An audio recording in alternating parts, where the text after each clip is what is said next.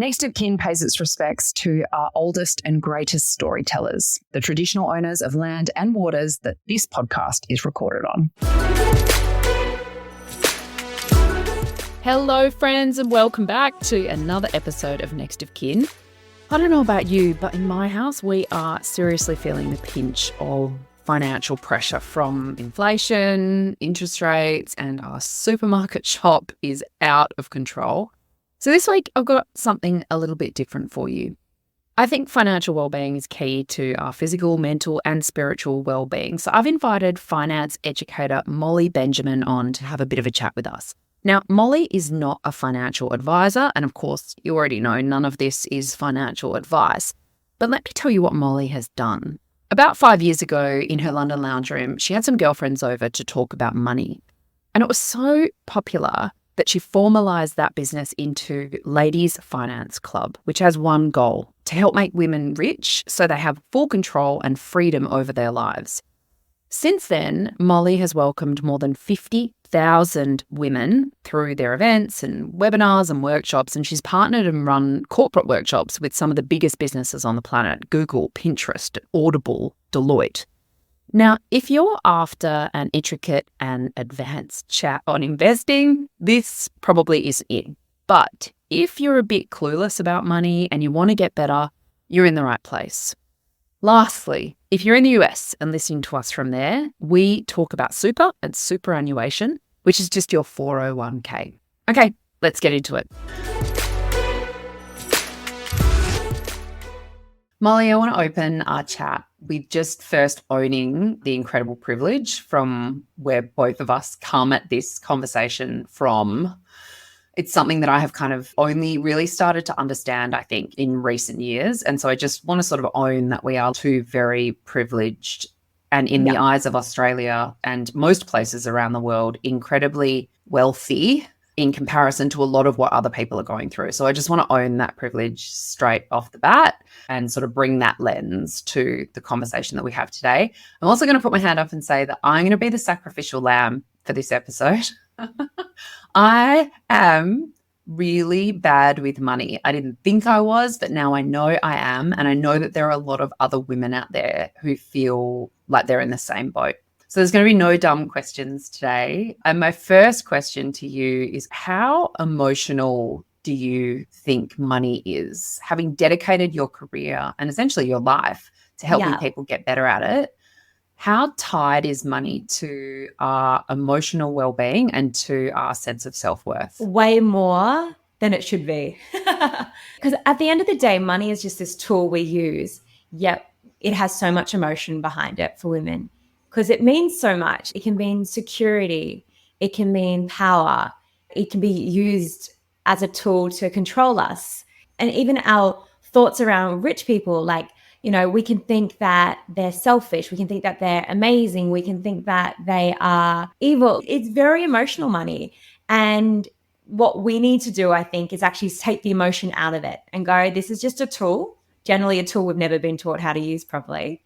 And when you said, I'm so bad with money, that's such a common phrase I hear, like so common. And I used to say that as well. I used to be, oh my God, I'm so bad with money. That was the reason I started my business, because I would just, when I started these events in my living room in London, all my friends would be like, oh my God, I need to come to that money thing.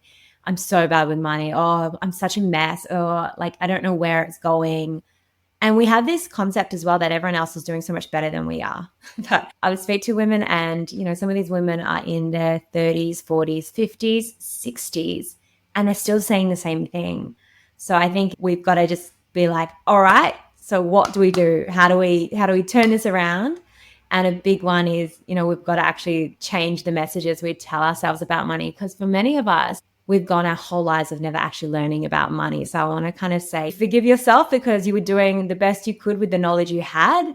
But now, hopefully, after listening to this episode, you'll have a few more tips around what to do next. I love that. I want to dive into the money mindset piece with you. But first of all, you just said something, and I felt it in my body. You said something about how we feel when we see rich people. And I didn't expect to get so vulnerable so early in this episode, but you just reminded me of how much it does make me feel like I am worth less, that I haven't been able to bring financial abundance into my life in the way that I want to. And I say this with all honesty, I don't want designer handbags and a big stinking mansion. I want to be able to be generous with the people that I love most. I want for my niece to be able to come to me and say, I'm doing a cancer fundraiser and will you donate? And for me to be able to say, yes, I'll donate $200 and that not even be a thing, rather than like, oh God, I really want to donate and I'd like to do more. I want to be able to, like, I want to know that I could look after somebody that I love if I needed to. And I do have those feelings. I have a very affluent and very high-performing set of friends. And I do often look at the choices that they've made versus the choices that I've made. And it does often make me feel less than. And I feel empowered to you say it doesn't matter where you're at, where you're starting. But I did just want to dip really quickly into this kind of secret life of money, because I can't tell you how many conversations I've had with friends where I've gone over to their beautiful new house and I've left thinking, what's wrong with me? Why can't I buy a house like that? How did they do that? And then I find out some months later or years later from them or from somebody else that actually they got this massive free kick because the grandparent passed away and left them an inheritance, or something happened in their life that delivered that for them. But nobody talks about that. So you walk away, and I'm really open about that stuff in my life because I never want somebody to walk away from me thinking that I'm this unicorn that's managed to do this incredible thing. I want them to walk away feeling like, oh, good. Well, the reason that she was able to do that was because of X. Why are we so secretive about money still in 2024? It drives me nuts. I know it's still very much this taboo topic, isn't it? Like, I know the intimate details of my friends' sex lives, how much they earn. No. I think in this day and age, like for many of us, we can just assume that parents have helped. I live in Sydney. I did not buy in Sydney. There's no way I was buying in Sydney. And that's not me having a scarcity mindset. That's me being realistic about it. And so I bought in a high growth area where I could buy a 4-bedroom home, which I know is going to go up over the next few years. So then I can continue to buy and build my portfolio. But yeah, look, I think it is still very much this taboo topic. And if we look back on history, women haven't had access to their own money for that long. You know, it wasn't until the 70s that you could get a home loan, credit card in your own name. And so for our mothers and our mothers' mothers, especially I look at my grandmother, she never controlled the money. It was always done on the men's side, and it has been on the men's side for hundreds and hundreds of years, whereas this is still relatively new for women. So we haven't been having these conversations for generations and generations and generations, but it's so powerful when women get together and we actually start talking about money and we can learn from each other, because guys are doing it all the time. They're talking about what they're investing in. They're talking about money. They're talking about pay rises. We are not. And I love talking about money and I love talking about investments. And I was at a cafe the other day with my girlfriends and they were like, can we ask you some questions about exchange traded funds? And I was like, yes, let's do it. Let's talk about investing. And one of the other girls had just bought a second investment property. And it was just like, it was such an exciting conversation. I was like, yeah, more of this, less of like relationship chat. I heard you say about our money mindset, and that not that it's fixed, but that it is embedded by sort of 7 years old. Did I get that right? Yeah, 7 years old. Which makes total sense that I am all over the place, because my two parents held very different values around money. They weren't in a relationship together, so there was no kind of let's get on the same page about this. Yeah. So I had these two incredibly different experiences. With Dad, we would be scratching around under the car seats for coins to buy enough fuel. And with Mum, she has always been really good with money. And I'm so proud of her. She's been through a real journey when it comes to money. She's gone from, building her own personal self-worth to a point, then she was in a relationship with somebody who was incredibly wealthy for many years, and then they lost everything. Yeah. And she managed to maintain her one-bedroom apartment that she lives in now, that she owns outright. She's got the pension and she still works 3 days a week or more, as much as she can. And I am so proud and always so inspired by her. And she says to me, as does everyone I know who has had money and then not had money, said, I am like so much happier now. I really understand the value of things now in a way that I didn't before. Yeah. And I really like that reframe. I think probably the thing that I'm proudest of with Mum is that she's always managed to make the most of what she's got. She doesn't need high fashion. She, mixes things from Kmart with more expensive pieces that she's got from when she had money. And I've always been really impressed by that. But does that kind of like duality experience, or whatever your experience was with your parents, how much of an impact does that really have on the way that we think and feel about money as adults? Yeah. And it's really interesting you say that, because it seems like the more I speak to women, the more they'll go, oh, my parents, the opposite with money. But yeah, so the money mindset, and for people who are like, what's that? It's pretty much the way you think, feel, and your beliefs around money. And if you're listening and you're like, oh, what are my money beliefs? There's a great few little exercises you can just do in the journal. Like when we were saying rich people are. And when we do this with a group of Ladies Finance Club members, it's so interesting the answers that come up. And some of them are, they're successful, they're where I want to be, they're smart. But majority of the time, they're evil, they've done something bad to get money, they're selfish, they're greedy. I can tell straight away the kind of messages that person probably got from their parents growing up.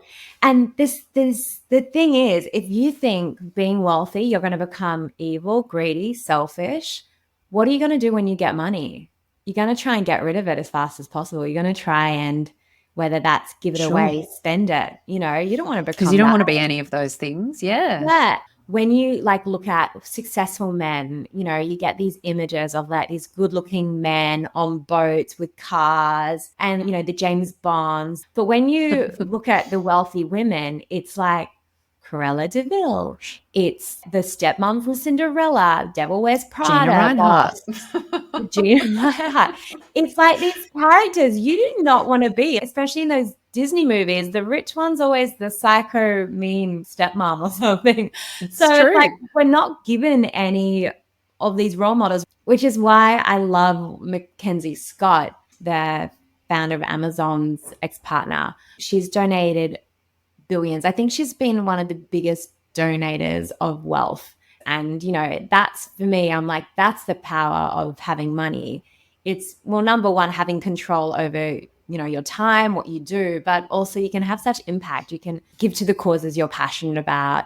You can help friends out, help family out. You can travel the world. And, when people always say money can't bring you happiness, I'm like, it can make you very comfortable. Can I ask you this? What are your thoughts? Because I feel like at the moment, especially on social media, everyone's about either having a side hustle or being an entrepreneur. I don't want to use the term girl boss, because I don't like that very much, but just generally being a boss. And what are your thoughts on working for somebody else to have a really solid, stable income, regardless of how that business is performing, essentially, unless you lose the job, versus going out on your own and having more control over that, or trying to do both? Because I feel like so many women that I have conversations with now are wanting more. Yeah. And I have always said, sometimes having a job that you don't hate, that pays the bills, that allows you to live your life outside of that, is a noble enough pursuit. Absolutely. What are your thoughts? I mean, I don't feel like everyone has to have a side hustle. I'm definitely seeing the trend of women doing it. And I think there's this whole quiet quitting at the moment in the corporate world. People are they're working their job, they're starting their side hustles to get to the point where they can step away from their job.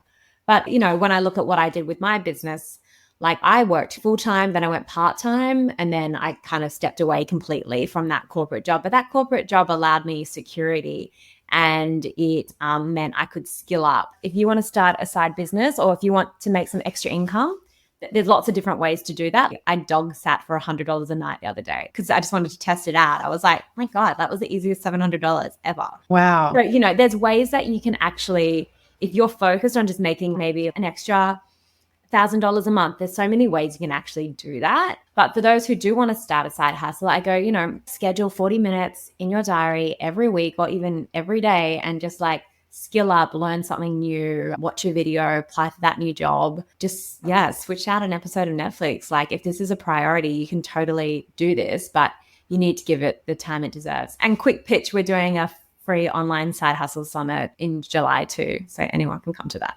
Awesome. That sounds great. And we'll drop all of those links in the show notes too. I wanted to ask you about how money helps or hinders when you're in a romantic relationship, because my partner and I have very different money mindsets. He's always been quite sensible. I'm like, we can always make more. Yeah. And neither of us earn huge salaries, but we certainly earn enough for me to be able to pursue my passions and not earn as much as I would like to as I build my business. Yeah. But I think we do have very different money mindsets. We don't talk about money very much. And I feel the sense of stress in him before he talks to me about the sense of stress. Yeah. How do you see money play out in relationships in your own life and also in the women that you work with? Well, in my own life, it's very simple. I'm single, so that helps. But I definitely think, and I spoke to lots of people about this, and I speak to lots of people about this, it's about just getting on the same page with your partner. So many times these really, really important money conversations are not had till a little bit either too late or further down the track when they should have been done earlier. So, we are always about the money date night. So even if it's like once a month, it's to go through what are our goals as a couple for our money? Like, where do we see ourselves? What do we want to achieve with it?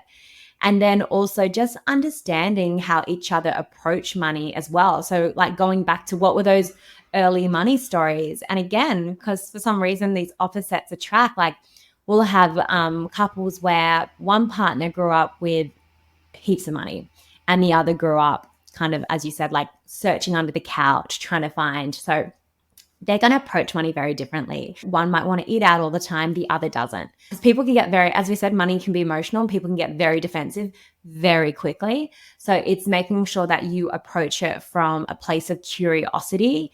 There's never any blame, and you set some ground rules as well. So what are our money ground rules? How much are we allowed to spend without telling the other? How are we setting up our bank accounts? How do we make it so we've always got access to our own money in our own name if we need it, but we also have a joint account? Because I think that's so important for women that they do have that ability to, no matter what happens in life, they have money in their own name sitting there in case of an emergency, or as I always call them, OMG funds. So getting really clear on what are your goals? When are we wanting to retire? Are we wanting to buy a property? Are we wanting to buy another property? Because then you can start putting a plan together and actually mapping out, okay, well, what does that look like for us? And like, is it actually realistic for us to do that? And if so, what does that look like? Does that look like you working 3 days a week and working on your own thing 2 days a week? Like, then you can kind of start, putting that plan together. But it is extremely common that people don't actually have these really basic conversations, especially women when they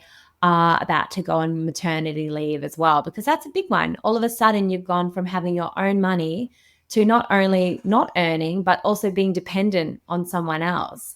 And I understand it can be awkward. I understand it can be uncomfortable. But if you can do it while things are really good, then it just makes it so much easier. And the research shows that couples are happier when they've got the same money goals. When I have conversations with my girlfriends about, you kind of assess where you're at in yourself and your life and your relationship, and you sit around and you kind of talk it out.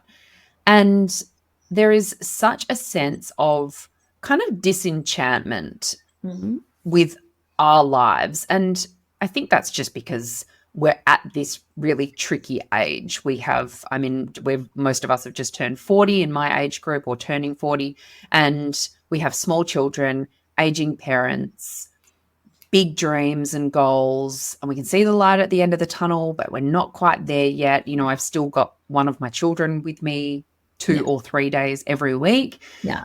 And it seems like a real time of reckoning, financial reckoning. Like, are we earning enough? What do I want? How did I get here? What did I do wrong, I suppose? And I always like to think about money in the context of building a life. And so I love what you say about, you know, sitting down. Really, it is just about kind of carving out the time. And part of me feels like money is just simple maths. You might need to earn more, you might need to spend less, and then you need to take what you've got and try to grow that. So it seems simple, but in reality, there's so much like head in the sand. I don't know how much I spend at Woolies and Coles each week, but it's a lot. It's a lot. What are you hearing from the people that you work with about, I mean, we're seeing in the news about supermarket price gouging and how much of a profit they're turning, and great for them, sucks for us. I've seen for the first time in my life those security alarms on meat at the supermarket. Like that stresses me out so much. And I know it does for the people that I speak to. Yeah. What are you hearing from that perspective? Because that's like, we got to eat. I know. And inflation's just gone up again. It's at 4%. And so for people who don't quite understand the concept of inflation, that's a cost of living going up. So if you go to Coles and you fill up your basket with groceries and it costs $100, and then the next year you could buy the same groceries, it's going to cost you like $110. So your money's going not as far as it used to. So I always say this to people, I'm like, inflation's at 4%. If you're making 4% in a bank account, you're actually not making 4%, you're making 0%. So we're very much in this interesting time, I think, where house prices are skyrocketing.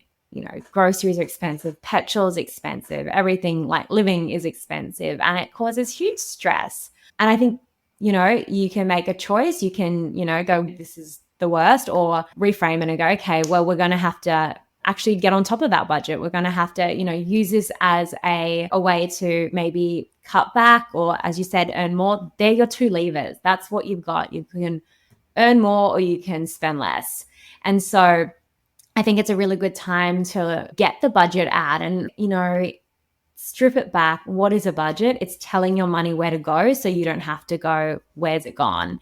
And it's literally just allocating money to different categories in your life. That's all a budget is. Yeah, it just scares the living daylights out of people. And I think for when I see people do it for the first time, or they haven't done it in a very long time, there's this fear, there's this shock, because they're going to find out just how much they've been spending. And, you know, there's always a bit of waste. And I think as well, like, I know the first time I did a budget, I was just really upset with myself for how much I'd been wasting. So yeah, I think, you know, actually going, okay, the current environment, it's not great, but what's my next move? Okay, cool. I'm going to get on top of my budget. I'm going to, if I can save some, and, you know, who knows what's going to happen in the next few months as well. So I'm definitely saying to people, this is where we want to top up those emergency funds. You know, download a budgeting app. I mean, lots of the banks do it now, so you can actually look at your spending and see where your spending's going. But if you're with a partner,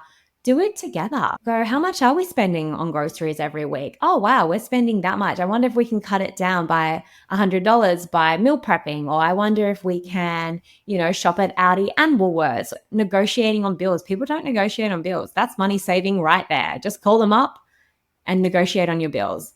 Most of the time when I speak at events and I'll be like, who's negotiating on your bills? People will go, I didn't know I could.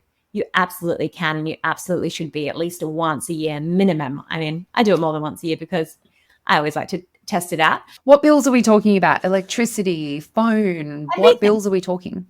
Electricity, phone, energy, Wi-Fi. Yeah, all of it. Okay. Insurance. Just ask. Insurance. Ask the question. Yep. So I went onto my energy website the other day and they were doing like $50 off for new members. So I called them up. I said, hey, can I have a discount? I noticed my bill has gone up.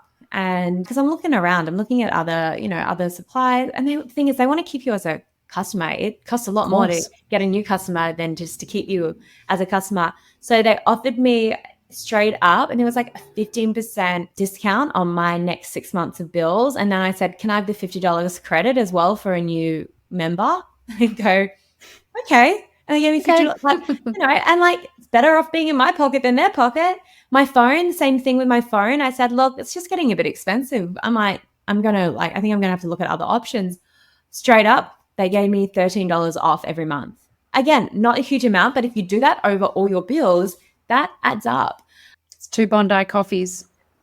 Oh my God, Bondi coffees. Don't even get me started. Far out. The specialty milk gets you. So yes, we've got to take our head out of the sand. And I know for a lot of people that can be really confronting. And then if that is the case, don't do it by yourself. Do it with a money coach. Get expert help. There's some really great tools, apps out there, but you've just got to there's no quick win here. You've got to sit down. You've got to make the time. But the thing is, you can do this. If you can do basic math, you can do a budget. And now would be the time. What are some of your favorite apps? Are there any that you swear by, or one that you love that's a really easy, user-friendly one that you would feel comfortable sharing with us? Yeah, I'm still on the hunt for the dream app, but there's some really good ones. So there's Frollo, there's WeMoney budgeting app, but also most of the banks, you might not even realize they actually categorize all your spending for you. So NAB do it, Westpac do it, Commonwealth Bank do it. There's a section where you can go on and it will tell you how much you're spending. Although if you bank across a few different banks, that's where I find the money budgeting apps really helpful because you can link a number of them together. So Frollo and WeMoney. And then it just literally reads your bank accounts and it will tell you, it will categorize your spending for you. So you'd be like, okay, that's how much I spent at groceries. Because it goes, okay, this is everything from Coles, Woolworths, Harris Farm, IGA, whatever it is. This is how much you're spending. And so it's great to actually look at that and go, oh, okay. And I always say it's good to look at what's happened in the past and then set your new budget. Because if you're just setting a new budget without knowing your current numbers, it's not going to work. It's going to be out of whack because we go, oh no, we spend like $150 on groceries every week, when reality is you spend $300. So you've got to know what you're working with. Gotcha. Okay. That's really good advice. We've got a budget. Yeah. It's gathering dust in a file on my computer. But the bit that I don't do is cross-check whether I'm actually spending that amount or going way over, which I assume that I am. Part of the challenge for me is that my income is incredibly lumpy. Yes. So it's a feast one month and a famine the next. Yeah. And I'm going to own the fact I don't pay anything. Oh my God, you're gonna be so embarrassed. No. I'm so embarrassed. I don't pay anything into my super. I don't put anything aside for tax. I know that I'm not doing the right things, but it just isn't there. And of course, if I look, of course it will be there. There will be more waste than I am able, but I find it really difficult, and perhaps for any kind of freelancers out there who are listening to this, it is really hard because we don't get a pay slip. We don't get a set amount that we earn from somebody else per week, per month. Yeah. Any tips for freelancers like me? Yeah, I completely acknowledge that it's tricky. There's a few different things you can do. So one of them is look what you earned last year and then work out the monthly amount and then just pay yourself that monthly amount.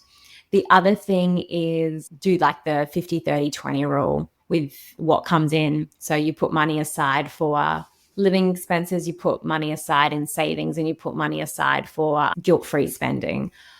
But I'm so strict with myself with tax money. That is such a priority for me. I put that money aside and it's not my money. It's the government's money and I don't want to spend that money. So I am very big on putting tax away straight away, and that just stays. And even if it means it's in a bank account that you don't have access to, it's in a bank account that you don't look at often. Because I've spoken to a lot of women who've gotten a lot of trouble with big tax bills. And then the other thing is super. So do what you can do. So obviously when you're catching up with your accountant, that's where they can work out the best tax strategies for you. The government has government co-contribution. So if you put in $1,000, they'll put in $500. Wow. You just have to be earning under a certain amount. It's under $50,000. So if you've been busy raising a family or you've been freelancing but maybe just got back into it and your income is under that threshold, then that's an easy $500 the government literally gives you. Okay, I want to ask you some audience questions, and I've got a few for you. So the first one is, where can I buy a money tree? Plant it yourself. That's where that's where it. Plant it yourself. Start investing. Good answer. Should we be trying to pay off our mortgages or invest whenever we have an increase in our property value? Yeah. This is the tricky thing with money. It's so personal and it's depending on what are your goals? What are you trying to achieve as a couple? Do you want to pay off a home? How close to retirement are you? So there's so many different answers. And that's where I really do think sometimes it's worth sitting down with a professional. And you can do one-off fees with professionals and actually go, this is our current situation. What do you think we should do? Because even though that might cost you like a couple of $1,000s to do that, it's going to save you a lot of money in the long term if you get the right advice. There was quite a few people who asked me about setting up your kids. So Yeah. we've all got fairly little kids. Yeah. We hear a lot about the barefoot investors, steps for kids. What do you think we should be doing for our kids? Yeah, I mean, I love the barefoot investor, and I have a similar one in my book, like the 3 piggy bank strategy, because I think something you can do as a parent is instill in your kids good financial behaviors and habits, maybe the behaviors and habits you were never taught as a child. So it's about when you get money, it's not about just spending it as fast as possible. It's about putting some towards a goal. It's about, I think he's got like a gratitude one, like you put it to a charity. And then so you've got short-term savings, long-term savings, and then giving. And I love that because I was a spender. And I always say to people, like, what was your first memory of money? Like, do you remember what your first money memory was? For some people, it's getting pocket money. For other people, it might be losing money. It might be being robbed. So for me, I was with a family friend and we got scratchies and I scratched this scratchy and I won $20. And I was like, oh my God, I'm the richest person in the world. I think I was like 7 or something. And I went and spent it all on a dress for my doll. But then what I noticed was like I was growing up and instead of spending money on dolls' dresses, I was spending on, money on just myself. And I was just like, spend. And even though that's when I was 8, I was 25 and still with the exact same behaviors. And just being careful with your language as well. So not it's too expensive, we can't afford it. It's we're choosing not to spend our money there because remember, we're going on that family holiday or you're saving for a bike. So many of us got taught money doesn't grow on trees, can't afford it, we're not wealthy enough. Kids take that on. They go, oh, well, we're not wealthy. And it becomes a scarcity mindset. Actually talk to your kids about money. Like when you pay bills, do it as a family. Explain what's going on. I always use this example of my dad used to get so angry at us when we were kids for leaving the lights on. And I remember him saying it. He's like, yeah, because I go out to work and, I work so hard. And then when you leave the lights on, I see you as wasting my time. And I was like, God, why didn't you just explain that to us as kids? Why don't you say like, hey, when you leave a light on, it makes me really upset because I see that as you guys not caring. And that would have been way better than just like yelling at us to not turn the lights on. So I think actually bringing kids in the conversation of money, explaining that ATMs aren't magic money machines from a wall, that, mum and dad had to work or mum or dad and dad had to work really hard to actually make that money. Get them involved in the grocery shops, get them to, compare 2 different types of toilet paper, which one's the best value? And then as far as investing for your kids, like there's a lot of platforms out there now that you can be putting $10 across every week or every month, and it will be going into an investment portfolio for them. So that means it's not just going into one company, it's going to maybe hundreds of companies. So there's a number of ones that do that. So Pearler, Head Start, Raise, Spaceship, StockSpot, a lot of the broker platforms as well, they'll let you invest for your child. Okay, thank you. Another question was, is it better to put savings into super or into index funds? So again, that's a big question because your super is invested into the share market. So what I think a lot of people don't realize is your super is already invested. So when I always ask people, I'm like, are you an investor? They'll be like, no, I don't invest. And I'll be like, do you have superannuation? They're like, yeah, I do. I'm like, well, you're an investor because that money That's so true. it's not just sitting there in cash, it's invested into lots of different companies. And with your super fund, you get to choose the kind of risk level you want. So the rule of thumb is the younger you are, the more aggressive you can be. So I'm in the most aggressive portfolio I can be in. And the older you get, the more conservative you want to be. And most super funds will have like 5 different options or 4 different options, where it's like conservative, a balanced, a growth, and a high growth. So pretty much like low risk, medium, high risk, high risk. And then, so obviously there's a tax advantage to putting it into super, because let's say your normal tax rate's like 32 or 34%, you get taxed at 15% in your super, but then also you can't access it until, you know, you hit that retirement age. So again, it comes down to, what are you trying to achieve with your money? Are you needing that money for something else? It's a big question. And this is what I find tricky about finance as well. There's not one clear solution, and it's always very specific on your circumstances. It's so interesting. For me, there's a really clear link between the way that we approach our money for retirement and our health. Yeah. So healthy behaviors today are so that we can feel good today, but also so that we can stick around for as long as possible with the people that we love. And health is my space and my great love. But it's a long-term game. Yeah. It's so that you can lift your own suitcase when you go traveling when you're in your 70s. It's so that you can play with your grandchildren later. But I think for so many of us, with our health and also with our money, there is a sense of like, well, that's a future me problem, and I'll be so rich by the time I get there. I'll be so successful by the time I get there because I'm working so hard now to make that happen. Yeah. That I won't need to worry about that. And I know that it's stupid, but I also acknowledge that it happens in me. I literally had a conversation with a lady today. She's in her 50s. And it's something I've heard a few times. Yeah, I just thought it would work out. And it hasn't. And so I love the comparison between health and wealth, because, Casey, how often do you work on your wellness, like your health? Every day? Every day. Yeah. How often do you work on your wealth? Never. Yeah. Today. No, ad hoc, like once. Well, I do my quarterly BAS. That's great. I do my tax every year, and they're all really good things. But that's the thing. We work on our health, but money is a relationship, and it's actually one of the longest relationships we'll have in life. And so what happens when you stop working on a relationship? Falls apart. Falls apart. So we've just got to be working on it. And I love this kind of concept of money can be your best friend if you want it to be. It can take you on good times. It can give you a good life. It can help you look after your family. It can help you look after your parents. It can be there when the times are tough. You know, money can be your best friend if you let it. But for so many of us, we're ghosting money. We've got to embrace it and go, no, you're my friend. You're a tool that allows me to do really good things and have a really good life. And instead of ignoring you, I'm going to embrace you. And it's sometimes that mindset shift that really makes a difference. I love that. Last question, and this came through from a few people. They were like, what's her investment strategy? Yeah. And I think they want to know your secret. And I know you told me before we started recording that it's simple, and I love that it's simple because that works for me. So tell us, how do you invest your money? So I have my goals that I want to hit.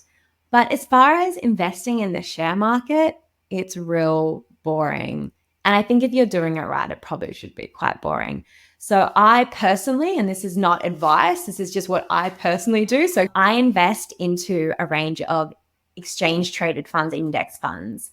So instead of investing all your money into one company, so like Woolworths or all Coles or all Tesla or Apple, you invest into an exchange traded fund. So it's lots of different companies in the one unit. So I always use the analogy of a favorites chocolate box. So in a favorite chocolate box, you've got lots of different chocolates. ETF, you've got lots of different companies. And so, you know, you've got ones in Australia. There's over, I think we're at over like 270 different types of ETFs in Australia. But it means you can be invested into international companies. So I've got the top 100 NASDAQ. I've got the top 300 Australian companies. I've got a real mix. And so it's really boring. So every month when I pay myself, I put $500 straight away into some different funds, and that is it. And I just watch the money grow. I get paid dividends. So for me, index funds I've got the best return on ETFs and index funds. So that is my very boring, plain Jane, vanilla strategy. If somebody listening to this was like, I've heard so many things in this episode and I actually don't know where to start, would you be suggesting that they start with their budget? Where would they begin? Tonight. So you set up a separate bank account and it's your emergency fund, and you put $1,000 in there, and then you aim for 3 to 6 months worth of expenses, but you just want to set up an emergency fund first. Is always my first thing I tell anyone to do. Have that money there, emergency money, for when life happens, because life will happen and you will need access to money. Then it's actually getting clear on what are your goals. So what do you want to do with your money? And then, working out that budget, because you should be budgeting in your goals. So you should be treating your goals like bills. So if you want to buy that, if you want to save that property deposit, if you want to go on that holiday, if you want to take 6 months off, work out how much you need, and then start every paycheck, treating your goals like bills and putting money away for that. Otherwise, it will be another year and another year and nothing's changed. This might be a really dumb question, but do you have to put a financial value on the goal so that you can work towards it? Like, is the goal macro or micro or both? It's detailed. So dollar amount, deadline details. So find out how much you need for that property deposit. You might be 3 years off, but it's still about talking to that mortgage broker. This is what I need. How much do I need? Like, actually getting clear on what is it you need. But if it's also about financial freedom, then that might look different as well. That might be about buying somewhere else that's going to grow in value, so then you can sell that and buy the dream later on. That's why I always say surround yourself with experts, surround yourself with great people who can help you work that out. But I'd say dollar amount, deadline, details, and then work out if that's actually realistic and if it's doable, and check in every month with it. So my biggest takeaway is probably start where you are. Yeah. Really? Start where you are. Forgive yourself from the past money mistakes you've made. You're doing the best you could with the knowledge you had at the time. Put a line in the sand, and now it's time to move forward. And that's what Ladies Finance Club is all about. So I'm going to drop all of the details for that into the show notes. Your book is Girls Just Want to Have Funds. Thank you so much for spending some time with me. Thanks so much, Casey. I've loved the chat. Okay, so off the back of my chat with Molly, I did a couple of things. I downloaded one of the budgeting apps that she talked about. I think it was called Frollo, and holy hell, I'm spending way more on things like groceries than I thought I was. I also did my fruit and veg shop at the local greengrocer, and I got 3 bags of fruit and veggies for $69. I mean, that would easily cost me $150 at Coles or Woollies. So I loved how kind of simple Molly's advice is, and I will definitely be implementing some of the things that we talked about. I hope that that was valuable for you. Please let me know. I love hearing from you guys. I'm at Casey Barros on Instagram. And as always, these live on Substack, nextofkin.substack.com. So no matter where you're listening from, I'd love to hear from you. Stay well, and I will see you on the next episode of Next of Kin. This podcast is presented solely for educational and entertainment purposes. It is not intended as a substitute for the advice of a medical or qualified professional.